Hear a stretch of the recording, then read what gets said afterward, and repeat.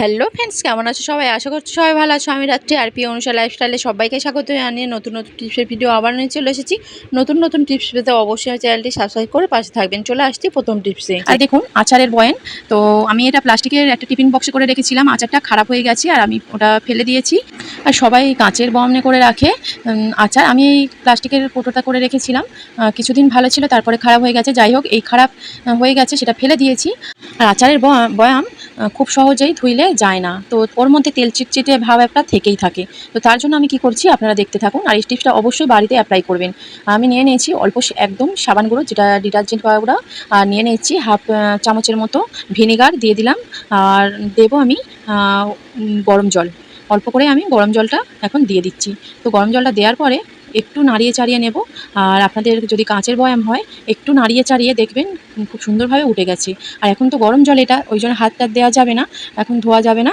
তাই এটা আমি এরকমভাবে কিছুক্ষণ একটু নাড়িয়ে ছাড়িয়ে দুবার তিনবার, তারপরে আমি এটা ঢাকা দিয়ে রেখে দেবো। আর কাঁচের বয়ামটা, যদি কাঁচের বয়াম হয়, খুব সাবধানে এটা রেখে দিতে হবে। আর ততক্ষণ কিছু যদি কাজকর্ম থাকে একটু করে নিতে পারেন। আর দেখুন, কিছুক্ষণ পরে চলে এসেছি, জলটা ঠান্ডাও হয়ে গেছে। আর এমনিতেই আমার কিছু করতে হয়নি। তো তেল চিটচিটে ভাব তো একদম চলে গেছে, আপনারা তো বুঝতেই পারছেন দেখে, এর ভিতর আর কোনো তেল চিটচিটে ভাব নেই।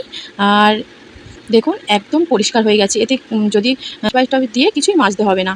আর দেখুন, আমি এই বক্সটা ধুয়ে নিয়ে এসেছি, ধুয়ে নিয়ে এসে দেখাচ্ছি। এই বক্সের মধ্যে তেল চিটচিটে ভাবটা উঠে গেছে। আপনারা এই টিপসটা অবশ্যই অ্যাপ্লাই করবেন। চলে আসছি পরের টিপসে। গ্যাসের দাম যেভাবে বেড়ে চলেছে, সেইভাবে কিন্তু আমরা একটা গ্যাসের অনেক দিন চলবে সেটা কিন্তু হয় না। মাঝে মধ্যেই তো এমনই হয় যে সময়ের আগেই শেষ হয়ে যাচ্ছে। তার কারণ কিন্তু অজান্তেই আমরা বড় ভুল করে যাচ্ছি। অনেক সময় আমরা বড় হাঁড়ি বা কড়া এই গ্যাসের মধ্যে বসিয়ে দিই, কিন্তু খেয়াল রাখতে হবে যে পাত্রটা বসিয়েছি গ্যাসের ফ্লেমটা তার বাইরে যেন চলে না যায়। এই ফ্লেমটা পাত্রর নিচের দিকে যেন থাকে। যদি বাইরে এইভাবে চলে যায় গ্যাস, যেখানে যখন গ্যাস বড় পাত্রটা বসাবো, তখনই আমাদের কিন্তু অনেকটাই গ্যাস অপচয় হবে। আর অনেক সময় দেখা যায় একটা ছোট পাত্র বড় বার্নারের মধ্যে বসিয়ে দিলাম, তখন কিন্তু গ্যাসটা চারদিক থেকে বেরিয়ে যাচ্ছে। এটা খেয়াল রাখতে হবে যে ছোট পাত্রটা, ছোট যে বার্নার আছে সেখানেই বসাতে হবে। আর বড় পাত্র যখন বসাবো তখনই বড় বার্নারের উপর বসাতে হবে।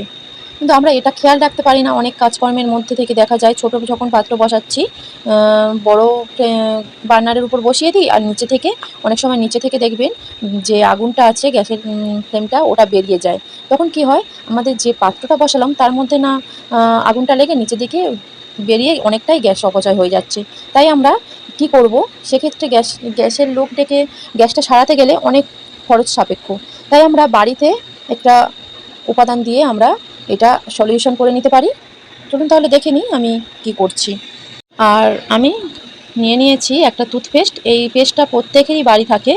আর আমরা যে গ্যাসটা যে আমাদের অপচয় হয়ে যাচ্ছে, সেটার অপচয় হবে না। অনেক দিন পর্যন্ত গ্যাস আমরা বাঁচিয়ে রাখতে পারবো, অনেকটা সময় ধরে।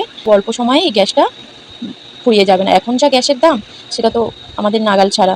তো দেখুন, আমি টুথপেস্টটা যে বার্নারের ওপরের দিকে দিয়ে দিচ্ছি। আর খেয়াল রাখতে হবে যে ফুটো ফুটো ছিদ্রগুলো আছে, ছোট ছোট ছিদ্রগুলো, ওগুলোর মধ্যে পেস্টটা না লেগে যায়। আর পেস্টটা যদি অসাধারণতার মধ্যেই যদি লেগেও বা যায়, তাহলে একটা ভেজে ন্যাকড়া বা একটা শক্ত কিছু সেফটি পিন বা কিছু দিয়ে যদি আমরা ওর মধ্যে দিয়ে আমরা পরিষ্কার করে নিতে পারি। তো দেখুন, খুব ভালো করে এটা আমি গ্যাসের যে বার্নারটা, ওর মধ্যে লাগিয়ে দিচ্ছি টুথপেস্টটা। তো আপনারাও এইভাবে খুব ভালো করে লাগিয়ে নিতে পারেন। আর গ্যাসটা অনেক দিন পর্যন্ত করার জন্য, যাতে না খুব তাড়াতাড়ি খালি হয়ে যায়, তার জন্য এটা আপনারা বাড়িতে অবশ্যই ট্রাই করে দেখতে পারেন। তো এটা আমি উপরের দিকে লাগিয়ে নিচ্ছি। আর ওভেনের ওই বার্নারের নিচের দিকটাও লাগিয়ে নিতে হবে টুথপেস্টটা। খুব ভালো করে উপরে নিচ দু জায়গায় লাগিয়ে নিতে হবে। এইভাবে নিলে আমাদের গ্যাস আর অপচয় হবে না, আর খুব তাড়াতাড়িও শেষ হয়ে যাবে না। এটা অনেক দিন যেমন আমরা রান্না করতে পারবো এই গ্যাসের মধ্যে। হয়ে গেল গ্যাস যাতে না অপচয় হয়, সমস্যার সমাধান। আর চলে আসছি পরের টিপসে। আমাদের এখন প্রত্যেকেরই বাড়িতে একটা বা দুটো করে ফ্লাক্স থাকে। তো সেই ফ্লাক্সটা অনেক সময় অনেক দিন ধরে জল গরম বা চাটা রাখার জন্য বাজে গন্ধ হয়, ও জলের একটা লেয়ার পড়ে যায়। তো সেই যে লেয়ারটা পড়ে আর জলের যে দুর্গন্ধটা হয়, দুর্গন্ধ বলতে গন্ধ, একটা খুব বাজে একটা স্মেল আসে, সেটা পড়লে আমরা কি করব। আর ফ্লাশটা অনেক সময় অনেকক্ষণ ধরে জল দিয়ে বা অন্য কিছু দিয়ে ধোয়ার পরেও এই বাজে গন্ধটা যায় না। আর যে জলের লেয়ারটা পড়ে থাকে, ওটা উঠতে যায় না। তারপর ওটা তোলার জন্য আমরা কি করব, আমরা একটু দেখুন, এক ছিপি আমি ভিনিগার আমাদের বাড়িতে সবারই এখন থাকে, খুবই প্রয়োজনীয় ভিনিগারটা।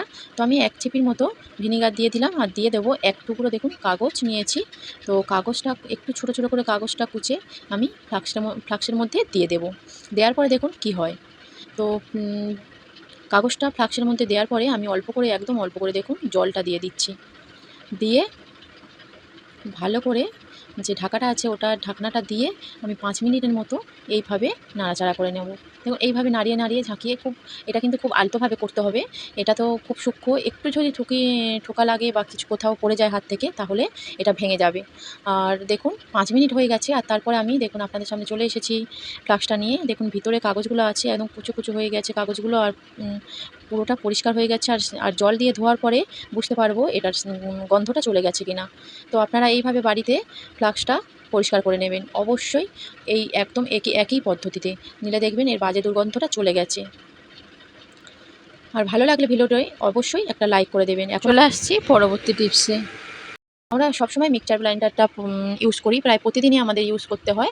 তো এই ব্লেন্ডারটা তো আমরা ধুয়ে নিই, মিক্সচারের যে জারটা আছে ওটা আমরা ধুয়ে নিই, কিন্তু ব্লেডটা আমরা পরিষ্কার সবসময় করতে পারি না। তো ব্লেডটা পরিষ্কার করার জন্য আমি দেখুন একদম অল্প করে একটু সাবান গুঁড়ো দিয়ে দিচ্ছি। দিয়ে আমি একটু জল দিয়ে দেবো ওর মধ্যে।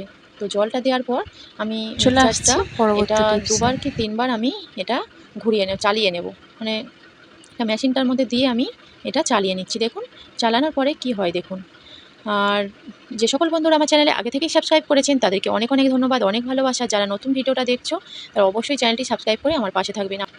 আর দেখুন আমি 3বারের মতো আমি চালিয়ে নিয়েছি, আর তারপরের অবস্থাটা দেখুন কতটা একদম পরিষ্কার হয়ে গেছে। আপনারা হয়তো বুঝতে পারছেন না ক্যামেরার মধ্যে, তো আমি একটু দেখিয়ে দিচ্ছি যাতে আপনারা বুঝতে পারেন। একদম বোঝা যাবে না, আর জলটাও একটু হালকা কালচেটে কালচেটে এসেছে, কেন নোংরাটা পরিষ্কার হয়েছে। তো আপনারা কিভাবে হয়তো বুঝবেন বুঝতে পারছি না। তো আপনারা বাড়িতে এইভাবে যদি ট্রাই করেন তাহলে বুঝতে পারবেন। আর যে ভিতরে যে সাবান গুঁড়ো জলটা, ওটা দিয়ে আমি একটু বাইরেটা হাত দিয়ে ঘষে নিচ্ছি, আপনারা চাইলে কসবাইট দিয়েও ঘষে নিতে পারেন। আর দেখুন আপনাদের বোঝার জন্য আমি একটা পাত্রে দেখুন সাবান গুঁড়োর জলটা আমি ঢেলে দিলাম, যাতে আপনারা বুঝতে পারেন যে জলটা কতটা নোংরা বেরিয়েছে। আর আমি এখন ধুয়ে আপনাদেরকে দেখিয়ে দেব যে মিক্সচারের জারের যে ব্লেডটা কতটা পরিষ্কার হয়েছে। এইভাবে আপনারা বাড়িতে ব্লেডগুলো পরিষ্কার করে নেবেন, একদম একই পদ্ধতিতে।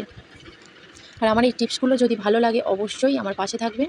চলে আসছি পরবর্তী টিপসে। আর দেখুন বন্ধুরা, আমাদের শাক কিন্তু আমরা যখনই বাজার থেকে কিনে আনি, শাক ভালো করে বেছে ধুয়ে নিই, ধোয়ার পরে কিন্তু আমরা কাটতে শুরু করি। আর শাক কিন্তু আমাদের শরীরের পক্ষে অনেকটাই উপকারী, বাচ্চা থেকে বড় বলুন, শাক কিন্তু আমাদের শরীরের পক্ষে অনেকটাই উপকারী। আর এই শাক যখনই কাটতে যাই তখন একটা ঝামেলার মধ্যে পড়তে হয়। যখনই আমরা দেখি যে ছুরি বা বটি দিয়ে শাকটা কাটবো, তখন কিন্তু আমাদের হাতটা কেটে যাওয়ার অনেকটাই সম্ভাবনা থাকে। আর যখনই দেখবেন ছুরি দিয়ে একদম ঝিরিঝিরি করে কাটতে যাচ্ছি, তখন কিন্তু হাতে লেগে হাতটা কেটে যেতে পারে, বা বটিতে কাটতে গেলে হাতটা কেটে যাওয়ার সম্ভাবনা কিন্তু থেকেই যায়। তাই আমি একটা সেফটি পিন নিয়েছি একটা। দেখুন আমাদের বাড়িতে কিন্তু কন্টেনার থাকে, আর সেই কন্টেনার একটা ঢাকা, পুরোটা ঢাকা আমি অর্ধেক করে নিয়েছি কেটে। দেখুন এটা দেখায়নি, তো কন্টেনার ঢাকাটা আমি কেটে অর্ধেকটা করে নিয়েছি। নেওয়ার পর আমি একটা সেফটি পিন নিয়ে পিছন দিকে দেখুন আমি ভালো করে দিয়ে একদমই দেখুন এইভাবে করে নিয়েছি। একটা টুল আমি তৈরি করে নিলাম। আর যখনই আমাদের দেখবেন শাকটা কাটছি, তখন এইভাবে যদি আমরা একটা টুল তৈরি করে নিয়ে থাকি, তখন কিন্তু আমাদের যখনই শাকটা কাটবো তখন আমাদের অনেকটাই সুবিধা হয়ে থাকবে। এইভাবে আমরা কেটে নিতে পারবো। আমি একটা গার্ডার নিয়েছি, আপনারা চাইলে একটা গার্ডারও নিয়ে নিতে পারেন। গার্ডারটা নিয়ে এইভাবে আমি দেখুন দুটো পেঁয়াজ দিয়ে আমি শাকের মধ্যে দিয়ে দিচ্ছি। শাকটা একটু সমান হয়ে থাকবে পুরোটা, যাতে না ছড়িয়ে ছিটিয়ে থাকে, তাই আমি গার্ডারটা লাগিয়ে নিন। আপনারা চাইলে গার্ডারটা নাও লাগিয়ে নিতে পারেন।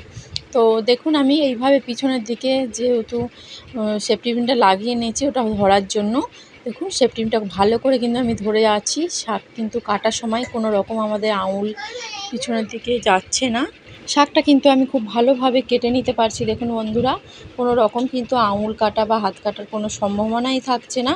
এইভাবে খুব সুন্দর করে কেটে নিচ্ছি। আর গাড়ারটা আমি একটু সরিয়ে দিলাম, দিয়ে আবারও আমি কেটে নিচ্ছি। একদম কিন্তু শাকগুলো ঝিরিঝিরি করে কাটছি। শাকগুলো কিন্তু একদম ছোট ছোট করে যদি কাটি তাহলে কিন্তু স্বাদটা আরও বাড়বে যখনই আমরা রান্না করব। শাক কাটার আর একটা ভিডিও আছে আমার, তো সেইভাবেও আপনারা যদি কেটে নিতে পারেন তাহলে কিন্তু শাকটা একদম ছোট ছোট হবে আর হাত কাটারও সম্ভাবনা থাকবে না। দুরকমভাবে আপনারা যদি কেটে নেন তো এইভাবে কোনো রকম কিন্তু আমাদের আঙুল কেটে যাওয়ার কোনো সম্ভাবনাও থাকবে না। অবশ্যই আপনারা এইভাবে এই টিপসটা অ্যাপ্লাই করবেন যখনই আপনারা শাক কাটবেন। ভিডিওটা এই পর্যন্ত রাখছি, যে যেখানে আছেন ভালো থাকবেন, সুস্থ থাকবেন।